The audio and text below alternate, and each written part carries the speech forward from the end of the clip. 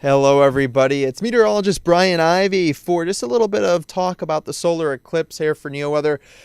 Eclipse tips, if you will. Just want to pass along some information on the eclipse in general, maybe some rumors you've heard. I want to kind of clarify that, offer some truth, and then also give you a couple more tips as you go towards the big day, Eclipse Day, on Monday.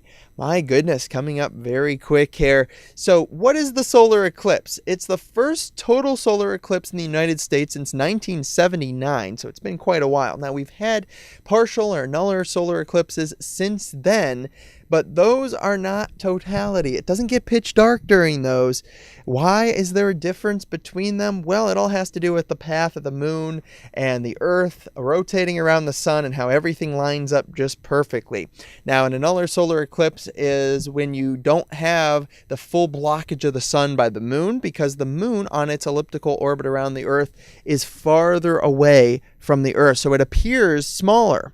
But right now, it is close to the earth. So it appears, even though it's 400 times smaller than the sun, it's 400 times closer to the earth. So it's going to appear the same size as the sun. So obviously, if you take two circles that are the same size and cover each other, the one on the back is not going to be visible. And that is your path of totality, which is about 70 miles to 80 miles wide or so, stretching from the Pacific Northwest all the way down through the middle of the country, the Tennessee Valley, and exiting across Charleston, South Carolina in the southeast. So a couple of things that I've heard pretty often about the eclipse is, oh my goodness, am I allowed to go outside? Do I need the special eclipse glasses if I'm driving around to work or whatnot? Do my pets need a solar eclipse special viewing lens?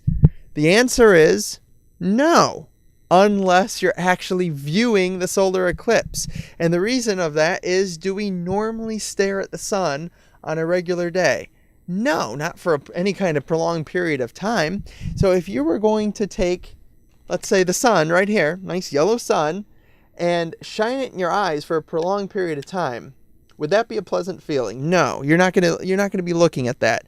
So even if you were going to look at the sun right now and stare at it, there's nothing going on in there. You can't see anything, but you would need those solar eclipse glasses to remain safe. Now, I could put on regular sunglasses here, and I'm still going to be able to see some pretty bright rays if I'm looking directly at the sun. So even like that, yes, it helps a little bit if you want to take a quick peek for a second or two, especially if you're near your totality, great.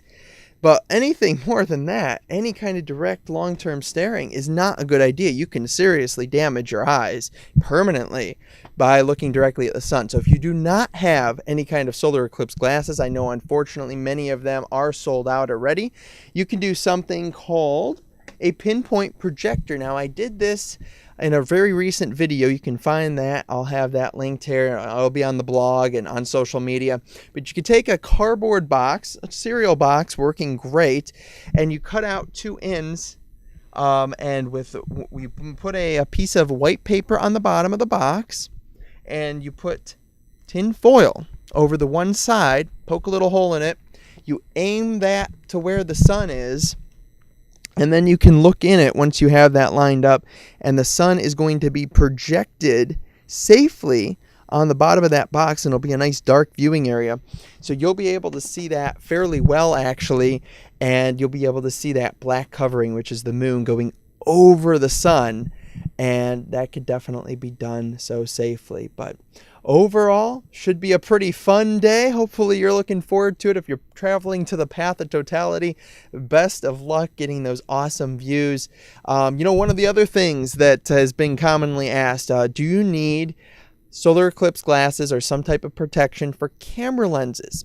If they're just regular iPhones, Androids, or any kind of cameras that don't have a zoom lens, and you're just going to be taking pictures like this and you're not going to be holding it up for a super long amount of time or anything like that, no, not really. But if you have any kind of a fancy lens and you're going to be zooming on in, that's going to project the rays as a much greater intensity, and that's going to pretty much fry your shutter or potentially your eyes, Yeah, not good news. You know how when you point a glass, especially a magnifying glass, at a piece of paper or something like that and aim it towards the sun, you can catch that piece of paper on fire? Same thing. Not a good idea. So just a couple tips, as you all have kind of wondered. I've heard a lot of these things circulating around on social media, but it definitely, you don't have to be wearing any kind of protection if you're not spending time looking directly at the sun on Eclipse Day or any other day. But thank you so much for watching, and I hope you enjoy the show, the Great Celestial Show, on Monday afternoon. Take care, guys.